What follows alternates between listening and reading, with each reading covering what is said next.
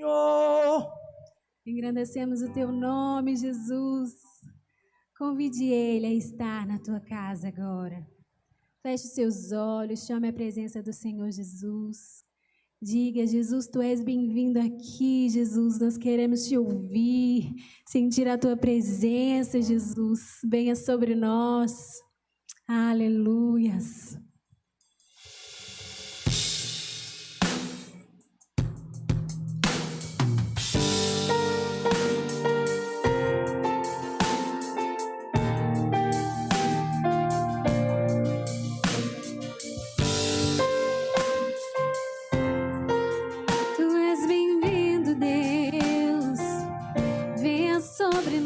Jesus, teu amor por nós, Jesus, venha sobre nós, Jesus. Tu és bem-vindo, Deus, nós te convidamos a estar nesta hora conosco, Jesus. Tu és bem-vindo, Pai, venha sobre nós, Pai querido. Oh, tu és bem-vindo, Deus. Como é impressionante o teu amor, Jesus. Impressionante, Deus. Diga isso a Ele.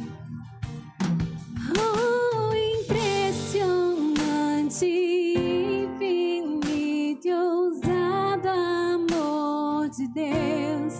Oh, que deixa as 99 só pra me encontrar. Não posso comprá-lo, nem merecê-lo, mesmo assim se entregou. Oh, impressionante, infinito e ousado amor de Deus. Oh, oh, oh, tu és bem-vindo, Jesus, amado Deus, aleluias.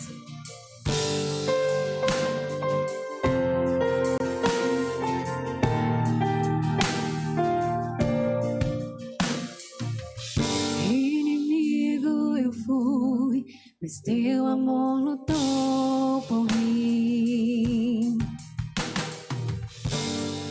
Tu tens sido tão, tão bom pra mim. Não tinha valor, mas tudo pagou por mim. Se Deus, tu tens sido tão, tão bom.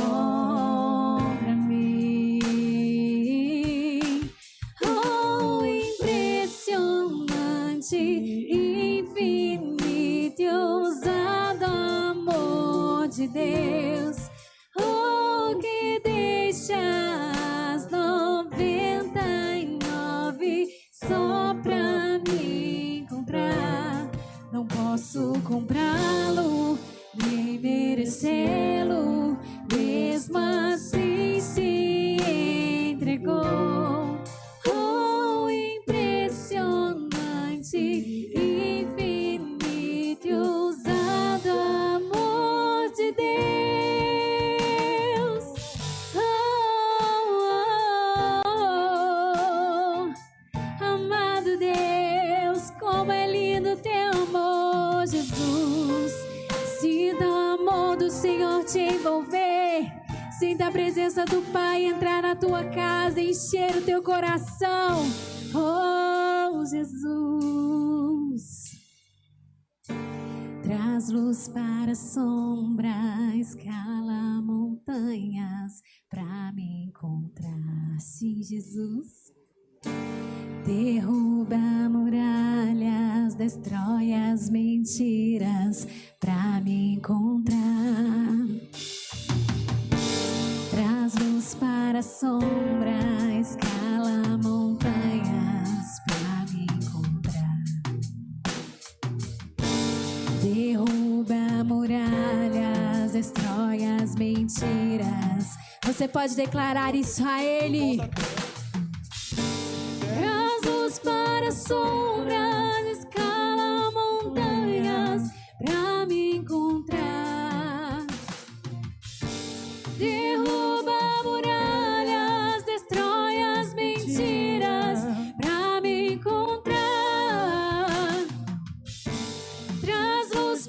na sombra, escala montanhas pra me encontrar. Derruba muralhas, destrói as mentiras pra me encontrar. Oh, impressionante, infinito e ousado amor de Deus. Oh, que deixa as 99 só pra me encontrar. Não posso comprá-lo, nem merecê-lo, mesmo assim se entregou. Oh, impressionante, infinito e ousado amor de Deus. Oh, Jesus, tu és amado Deus. Obrigada, Jesus, por estarmos em tua presença, Pai. Obrigado, Deus, pelo teu cuidado conosco, Jesus. Obrigada, Jesus, por tudo que o Senhor tem feito por nós, pela tua proteção, Jesus, pelo teu amor. Derrama os teus rios de vida sobre nós, Pai querido. Nós te agradecemos nesta hora, Jesus, por tudo que o Senhor é, por tudo que o Senhor faz e por tudo que o Senhor fará por nós, Jesus. Somos gratos pelo teu amor.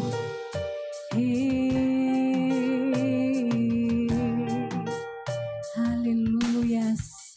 Você pode engrandecer o nome do Senhor nesta hora. Aplauda o Senhor onde você está, no seu sofá, em nome de Jesus. Você é bem-vindo, Deus. Fale conosco nesta hora. Nós te convidamos, Pai, que o Senhor venha falar aos nossos ouvidos, venha falar aos nossos corações, Jesus.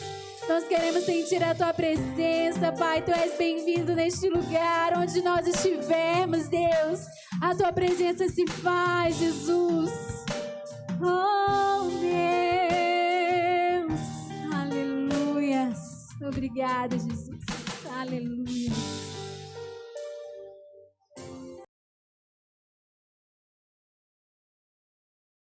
Irmãos, muito bom estar aqui novamente com vocês.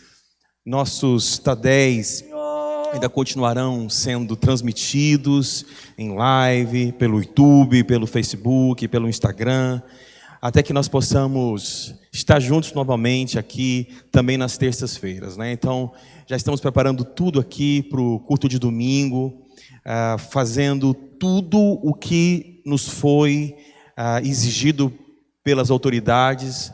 Então você pode ter, eu quero começar falando sobre isso, né? Então você pode ter muita segurança de vir à igreja no próximo domingo. Nós estamos providenciando tudo o que nos foi exigido. E logo amanhã, pela manhã ainda, possivelmente, você vai estar recebendo aí um vídeo com todas as explicações quanto aos horários dos cultos, qual horário que você deve participar, o que cabe a você e o que cabe a nós como organização da igreja, para que nós tenhamos cultos abençoadíssimos e também seguros nesse tempo de pandemia. Eu estou feliz por estar com você aqui, ainda que mais uma vez não tendo você no meu campo, né, visual, mas certamente tendo a sua atenção. Hoje eu quero compartilhar sobre uma história até conhecida por alguns irmãos, né, por muitos dos irmãos, mas talvez não é tão conhecida assim para você. Mas antes de falar sobre o que vamos abordar, eu gostaria de orar pela sua vida. Talvez você não esteja muito bem enquanto você está me ouvindo. Eu não sei o que passa no seu coração, nem na sua vida espiritual. Talvez você esteja lutando sobre algo tão sério, enfermidades, pecados, lutas familiares, questões, né, pleitos emocionais, né, lutas emocionais. Eu quero orar por você, para que o Senhor traga resposta para a sua vida. Meu Pai, em nome de Jesus, pela sua misericórdia e graça, nós cremos que quando oramos, o Senhor nos ouve. E eu quero orar, Senhor, por esses irmãos que estão me ouvindo hoje, de todo o meu coração, Pai. Eu quero pedir para que o Senhor alcance-os durante esta mensagem. E ainda que as palavras não tenham o conteúdo exato de que um ou outro precise, que a unção no meio das palavras possa libertar esse irmão desta depressão ou desta enfermidade, e que no nome de Jesus o poder de Deus nos alcance, porque somos seus filhos, Senhor, somos sua família, somos a sua igreja. Por maiores que sejam os nossos erros, isso não anula a condição de filhos e de igreja, a identidade de filhos e de igreja que nós somos. Então nós estamos aqui, Senhor, como filhos, muito certos de que o Senhor está nos ouvindo, muito seguros de que o Senhor está conosco. Portanto, em nome de Jesus, que a atmosfera agora daqueles que estão nos ouvindo seja tocada e mudada neste instante, que a mente deles seja dominada pela graça, pela virtude do Espírito, que o coração deles seja novamente incendiado na direção que o Senhor estabeleceu, que aqueles que estão parados, que voltem a andar na direção de Deus, que aqueles que estão atormentados, paralisados, voltem a andar na direção do Senhor. Toma este lugar, meu Pai, em nome de Jesus.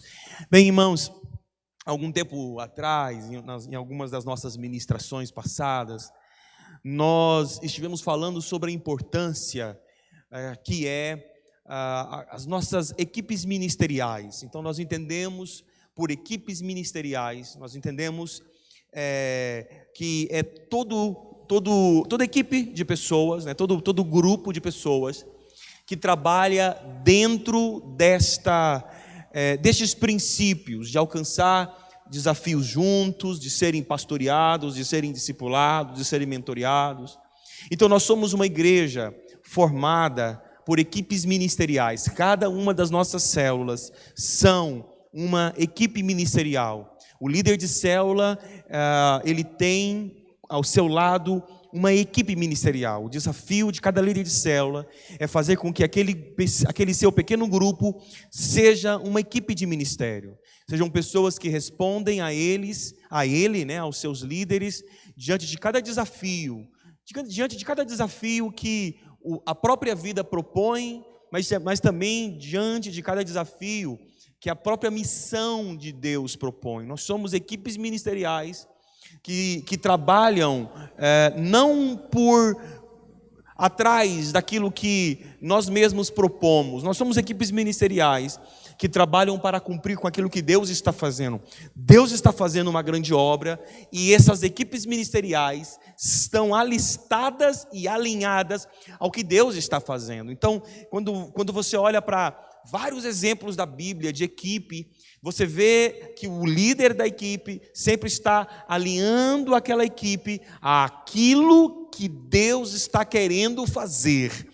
Não aquilo que o líder quer fazer necessariamente, mas aquilo que Deus está querendo fazer. Então, foi assim com Gideão, alinhando a sua equipe ao que Deus estava querendo fazer. Foi assim com Jesus, alinhando a sua equipe àquilo que o Pai estava projetando, né? Então, como igreja, nós somos formados por equipes ministeriais. A nossa igreja é uma grande estrutura de redes de equipes ministeriais. É uma rede de equipes ministeriais. Então, os membros das células são, para o líder, a sua equipe ministerial. Os líderes de células são, para os supervisores de setor, uma equipe ministerial e assim por diante. E nesse desafio que nós temos, irmãos, de trabalharmos essas equipes ministeriais com um propósito único propósito de responder melhor ao Senhor. Então, nesse desafio, quantos querem responder melhor ao Senhor? Isso não é o meu desafio, irmãos. Responder melhor ao Senhor é o nosso desafio, não é? Então, nesse nosso desafio de responder melhor ao Senhor, é que nós trabalhamos formando as nossas equipes ministeriais. E quando nós estamos trabalhando dentro dessas equipes, alguns problemas naturalmente surgem. Por isso eu quero usar aqui uma história bíblica e dar duas sugestões, ou dar algumas sugestões sobre as nossas equipes ministeriais. Por isso o título dessa mensagem é Ziclag e Bezor. Algumas versões colocam este lugar, né, esse nome Bezor, esse ribeiro de Bezor, como Bessor, mas eu vou usar aqui essa tradução, né, que dá nome a este ribeiro como Bezor. Então, Ziclag e Bezor, algumas sugestões para nossas equipes ministeriais. Nós vamos estar tratando da história de Davi. Então, se você conhece um pouquinho essa história, você já deve ter percebido, né, que Ziclag e Bezor apontam para Davi, porque Davi viveu dois momentos muito interessantes, muito importantes com relação à sua equipe ministerial nesses dois lugares. Mas eu quero, antes de ler aqui os textos que vamos ler, eu quero te localizar com relação a esse contexto histórico que nós vamos tratar. Muito rapidamente, eu quero contar um pouquinho de como estava a história de Davi, né? Como Davi estava nesses dias aqui. Vocês sabem que antes de Davi assumir aquilo que Deus tinha dado para ele, né? Antes de Davi assumir o trono, ele já tinha a unção do rei, né? Ele já tinha a unção do reinado, mas ele ainda não tinha o trono. Então, é tão tremendo, irmãos, nós entendemos isso para nós, né? Quando o tempo que nós caminhamos com a unção, mas sem o trono, né? Somos ungidos rei, mas ainda não temos o trono. Então, a unção de rei na vida de alguém não necessariamente garante para ele o trono. Davi podia ter perdido o trono se não tivesse se comportado como ungido do Senhor. Saul perdeu, são coisas óbvias dentro do contexto bíblico. Então, aquilo que você tem na tua vida, se você tem uma unção de pastor, se você tem uma unção para algum tipo de ministério, você precisa viver de acordo com esta unção, porque a unção ainda não te garante a promessa, né? Abraão viveu sem nada, mesmo sendo alvo de uma promessa tão tremenda. Então a gente tem que saber comportar, como nós nos comportamos nesse período onde só temos a unção, só temos a promessa, só temos a palavra sobre nós. Nada ainda evidencia a unção que recebemos. Então Davi estava nesse tempo, ungido, mas perseguido, ungido, mas sem nenhuma glória, ungido rei, mas sem a glória do rei, sem a provisão do rei, sem a honra do rei, e assim por diante. Davi estava num tempo de perseguição. Saul já havia tentado matá-lo por várias vezes, e em um determinado momento, alguns teólogos colocam que Davi resolve fazer essa aliança com os filisteus por um momento de crise na sua fé. Possivelmente não era o caminho que Deus tinha para ele, mas sem questionar isso, Davi, sendo ameaçado por Saul, ele resolve fazer uma aliança com os filisteus, entendendo que se ele tivesse com os filisteus, Saul não iria persegui-lo, não iria tentar matá-lo na terra dos filisteus. Então tem toda uma história muito linda de se ler, muito interessante de ser lida. Davi vai até os filisteus, se finge de louco e consegue uma aliança com Aquis, rei de Gate, né, que é um rei filisteu, um príncipe filisteu. E este rei dá a Davi uma cidade até mais próxima de Israel, chamada Ziclag, que era uma cidade onde os filisteus não tinham muito interesse. E o que acontece? Durante 1 ano e 4 meses, Davi ataca os cananeus, né, os povos daquela região, e supostamente, aparentemente, engana Aquis, dizendo que estava atacando Israel. E Aquis toma muita confiança em Davi, ao ponto de chamar Davi como anjo de Deus, de dizer para Davi que Davi era um homem reto. E de fato eles viveram um tempo ali onde houve credibilidade de Davi para com o rei Aquis. E numa guerra onde Davi se une a este rei para lutar contra Israel, os demais príncipes dos filisteus não permitem que Davi lute. Então a história se passa mais ou menos assim. Eles estão juntos para uma guerra. Os homens de Davi que são 600 homens que se unem a Davi nesse período, né? São os homens que Davi tinha, aproximadamente 600 homens. Então, os homens de Davi estão junto com o exército do rei Aquis.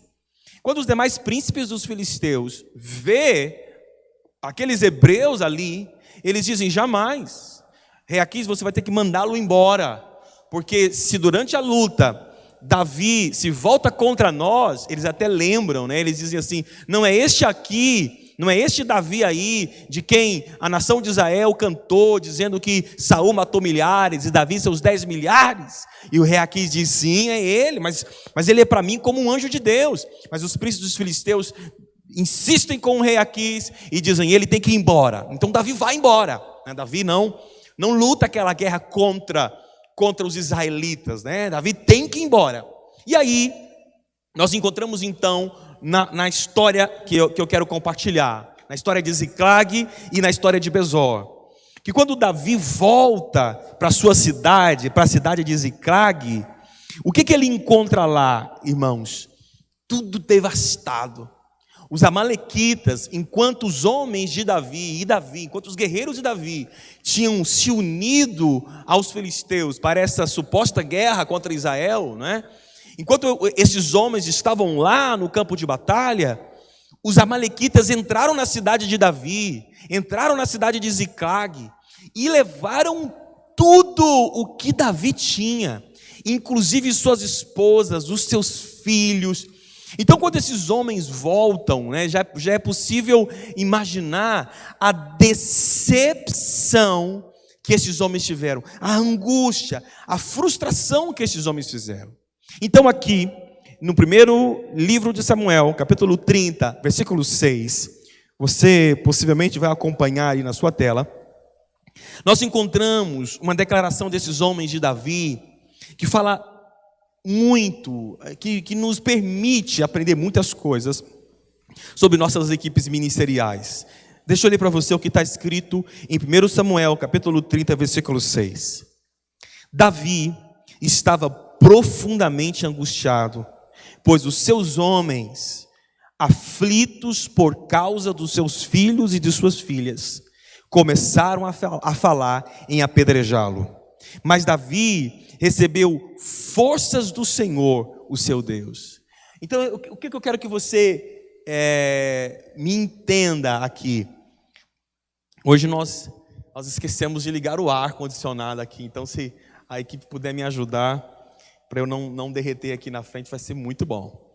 Então, essas coisas acontecem, né, irmãos? A gente não temos pessoas aqui, então é comum, é possível que isso aconteça.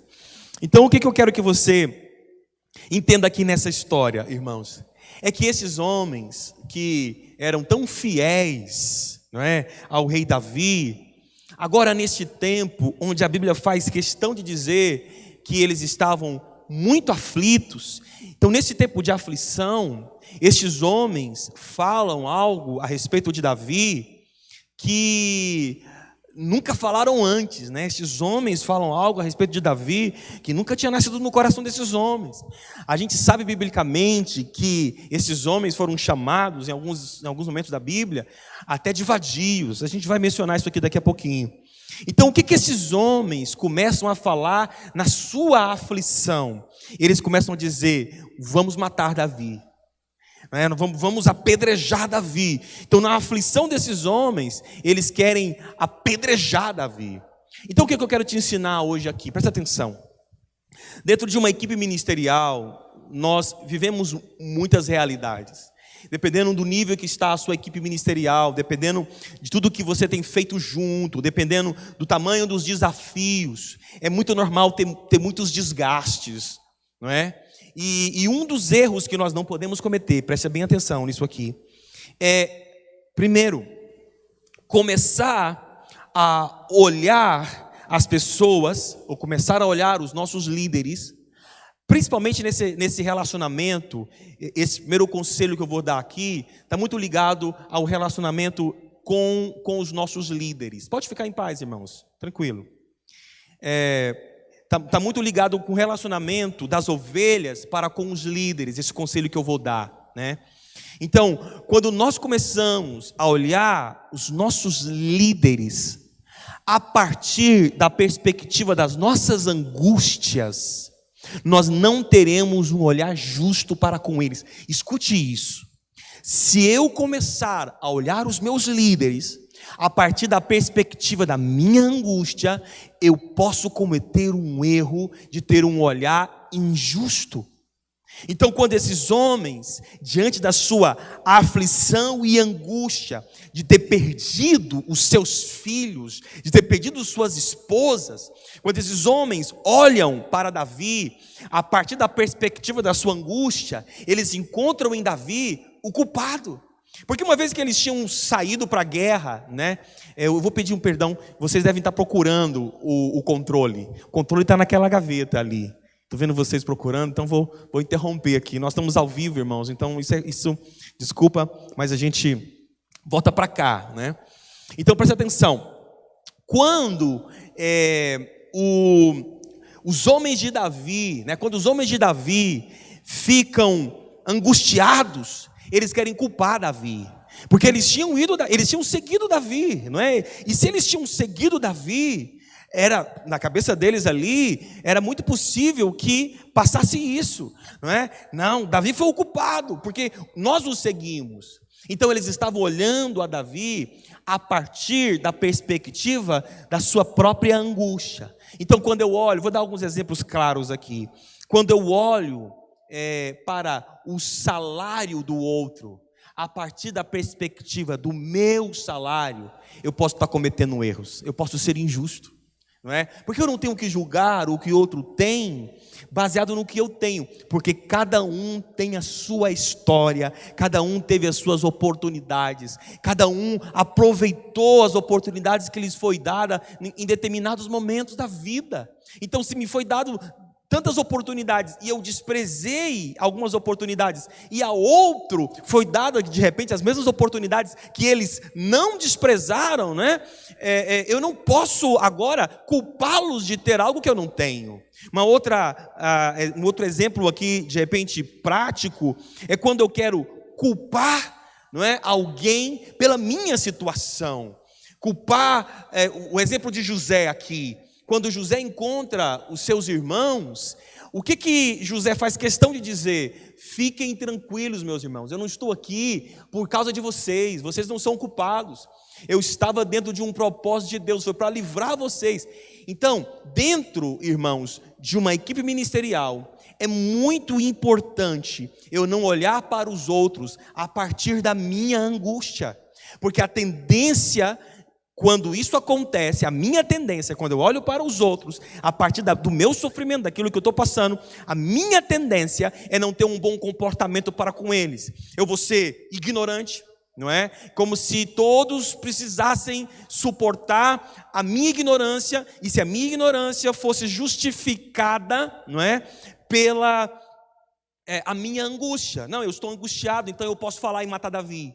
Não, eu estou angustiado, então eu posso perder o meu controle. Então, um conselho para as nossas equipes ministeriais é que você tenha muito cuidado com os seus julgamentos, com as suas palavras, quando você estiver nesse momento de angústia.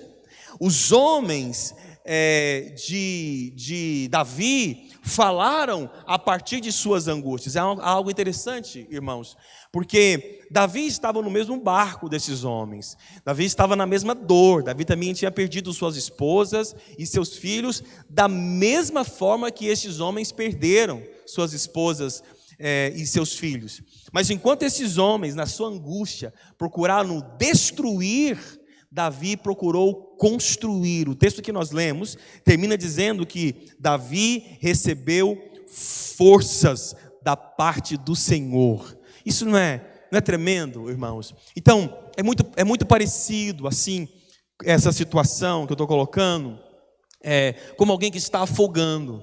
Então, a tendência de quem está afogando é puxar as pessoas que estão perto dele, ou puxar tudo que está perto dele para baixo. Então, o que eu quero desafiar você, dentro das nossas equipes ministeriais?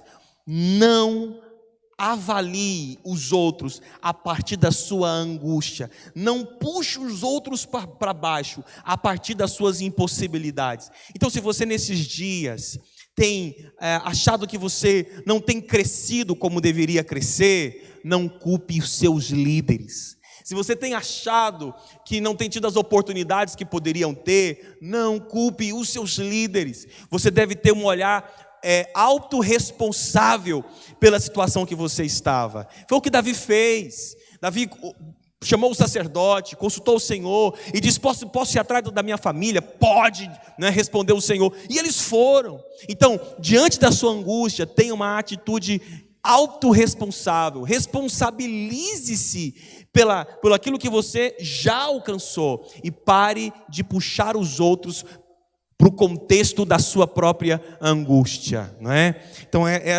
esse é o conceito de Ziklag. E aí tem algo interessante, irmãos, que é o segundo conselho, que é o conselho de Besor, o ribeiro de Besor. Então, o que acontece aqui? 200 homens que estavam muito cansados, lembre-se, eles tinham ido para uma guerra e tinham sido dispensados e voltaram, e esta caminhada era uma caminhada longa, com equipamentos, com bagagens, não é?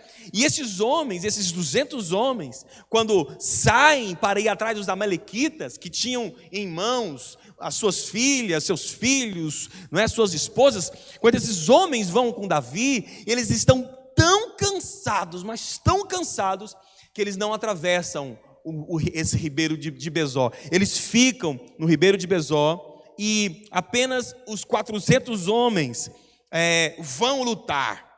Bem, hoje não tenho o objetivo de falar como foi essa luta. É uma história também muito linda. Deus providencia um guia, né, para Davi, para encontrar todos os seus pertences, todos os seus familiares. Davi tem muito sucesso na batalha. Davi volta com todos os seus familiares e ainda os despojos, né? Davi volta com os bens, tanto os roubados quanto os que os amalequitas tinham. Davi volta com tudo aquilo. E quando esses 400 homens encontram os 200 que ficaram no ribeiro de Besor, nós temos mais um outro aprendizado sobre as equipes ministeriais. Porque olha o que esses homens disseram. Você vai acompanhar aí essa leitura. Primeiro livro de Samuel, capítulo 30, versículo 22. Olha o que está escrito sobre este momento. Diz assim: mas alguns vadios dentre os homens de Davi declararam: eles não foram com a gente, por isso não devem receber nada. Levem as suas mulheres e seus filhos e vão embora. Então, qual que foi o conceito? É interessante porque aqui Davi, nesse contexto, estabelece uma lei. Era uma lei que teria direito à mesma medida, os despojos de uma guerra, tanto aqueles que fossem para uma guerra, quanto aqueles que ficassem guardando a bagagem, né? Isso se torna uma lei aqui. Então, o que esses homens queriam? Não, os 200 não foram conosco, então eles pegam apenas as suas esposas e os seus filhos e vão embora. Não vai levar uma medida financeira, não vai levar um bem do que nós resgatamos. E Davi então diz: de forma alguma. E Davi estabelece essa lei e obriga com que todos os homens dividam por igual os despojos. O que a gente aprende aqui, irmãos, como um conselho para nossas equipes ministeriais? Primeiro, na verdade, nós precisamos compreender os limites de cada pessoa que compõe a equipe. Irmãos, não dá para ser diferente. Alguns serão muito valentes e vão conosco em todos os nossos desafios. Outros não vão dar conta, mas eles não podem ser desprezados nessa formação de equipe ministerial. Está me entendendo, irmãos? Então você que está aí, triste, de repente com algum membro da sua equipe ministerial, da sua célula, porque ele não vai no nível que você gostaria que fosse, ele não vai no ritmo que você gostaria que ele fosse. Escuta, não tire dele o privilégio de receber o mesmo alimento, o privilégio de receber ministrações, o privilégio de receber carinho, oração. Não tire dele o privilégio de receber a palavra, não tire dele o privilégio dos despojos. Ele tem limites diferentes dos demais. Cada um tem o seu limite. Então guarda esse conselho, né, que é o conselho do Ribeiro de Bezó. Outra coisa importante dentro desse contexto do Ribeiro de Bezó é a não identificação de ministérios. A gente tem que ter muito cuidado com isso. Muito cuidado com isso. Porque nós, por termos um tipo de ministério, podemos exigir do outro que tenha o mesmo empenho e a mesma paixão que eu tenho, né, no ministério que eu executo. Mas nós temos que entender que cada membro do corpo tem um ministério, tem um dom ministerial específico. Então é muito comum, por exemplo, que aquele que tem o dom da liderança seja tentado a não suportar as pessoas que não têm muita iniciativa.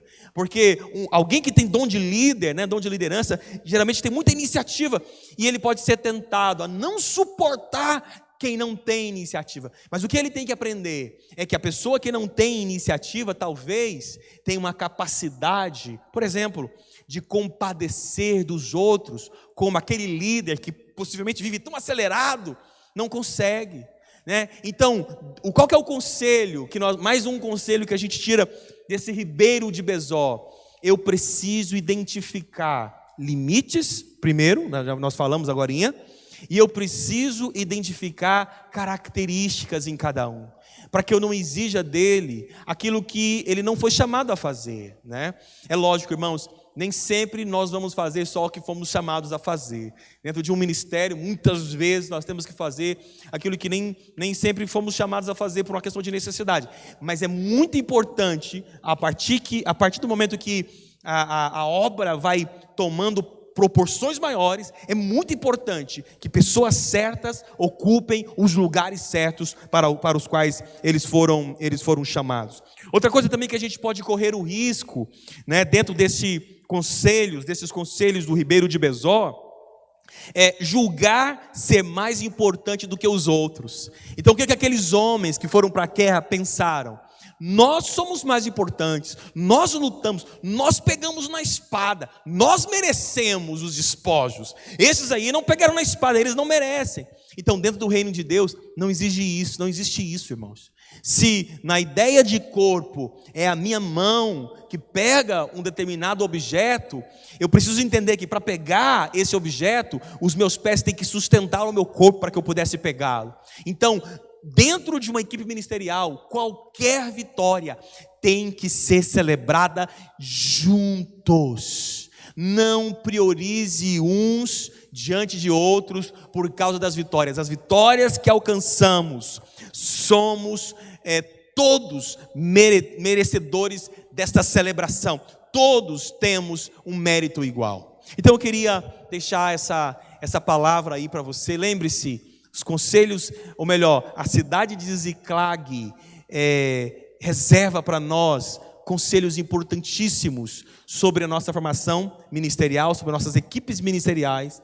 E o Ribeiro de Bezó, né, também reservam para nós conselhos importantíssimos sobre a formação da nossa equipe ministerial.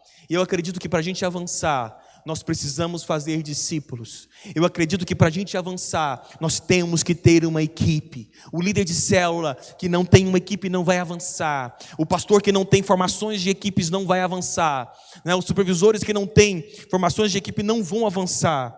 E dentro desse desafio de formar essas equipes, talvez os conselhos de Ziclag e de Bezó sirvam para te ajudar nessa meta. Estou muito feliz de ter compartilhado essa palavra com você. Deus te abençoe ricamente. Guarde essa palavra no seu coração. E logo, logo você vai receber todos os comunicados, as informações a respeito do nosso culto de domingo. Deus te abençoe. Faça discípulos. Forme as suas equipes ministeriais. Em nome de Jesus. Um abraço.